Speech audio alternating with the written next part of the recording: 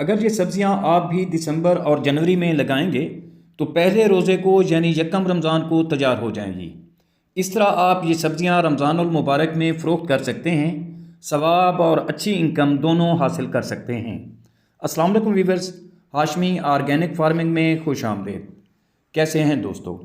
मैं अपने किसान को खुशहाल देखना चाहता हूँ, मैं इस काम में लगा हूँ।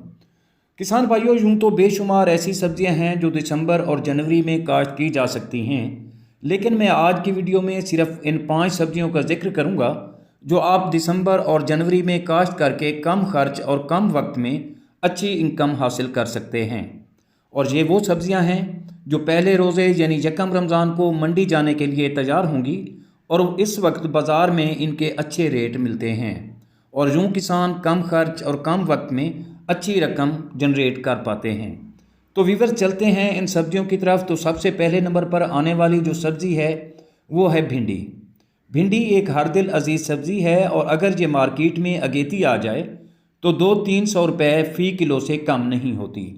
यूँ भिंडी की काश्त से किसान अच्छी इनकम हासिल कर सकते हैं।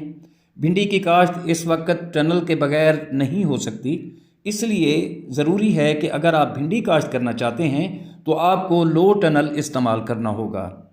इसी तरह दूसरे नंबर पर आने वाली सब्ज़ी तोरी है।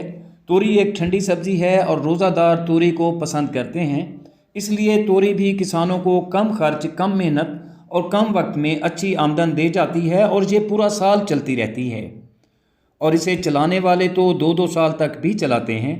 इसी तरह दोस्तों तीसरे नंबर पर है कद्दू शरीफ। कद्दू जिसे लौकी भी कहा जाता है, एक बाबरकत सब्ज़ी है और लोग इसे शौक़ से खाते और पकाते हैं। कद्दू शरीफ भी कम वक्त, कम मेहनत और कम खर्च में तैयार होने वाली फसल है। आप इस वक्त इसे काश्त करके पूरा साल इससे इनकम हासिल कर सकते हैं।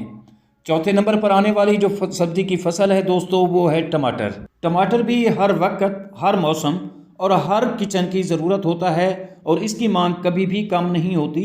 आप टमाटर से भी अच्छी इनकम जनरेट कर सकते हैं, लेकिन दोस्तों दिसंबर और जनवरी में इसे पनीरी से काश्त किया जाता है।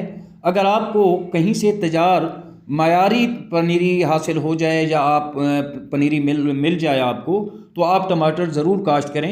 इसी तरह दोस्तों 5वें नंबर पर गोभी की फसल है। गोभी की भी इस वक्त सिर्फ पनीरी से ही काश्त मुमकिन है, क्योंकि अगर आप बीज लगाएंगे तो पनीरी तैयार होते हुए ही 2 महीने लग जाते हैं, तो वो फसल आप नहीं ले पाएंगे। इसलिए गोभी की काश्त भी आप पनीरी से करें, क्योंकि पनीरी तैयार करने में बहुत वक्त लगता है। यूँ आप रमज़ान शरीफ में इनसे फ़ायदा नहीं उठा सकेंगे। अगर बीज से पनीरी तैयार करेंगे तो इसके लिए ज़रूरी है कि आप टमाटर और गोभी की तैयार पनीरी से ही फसल तैयार करें।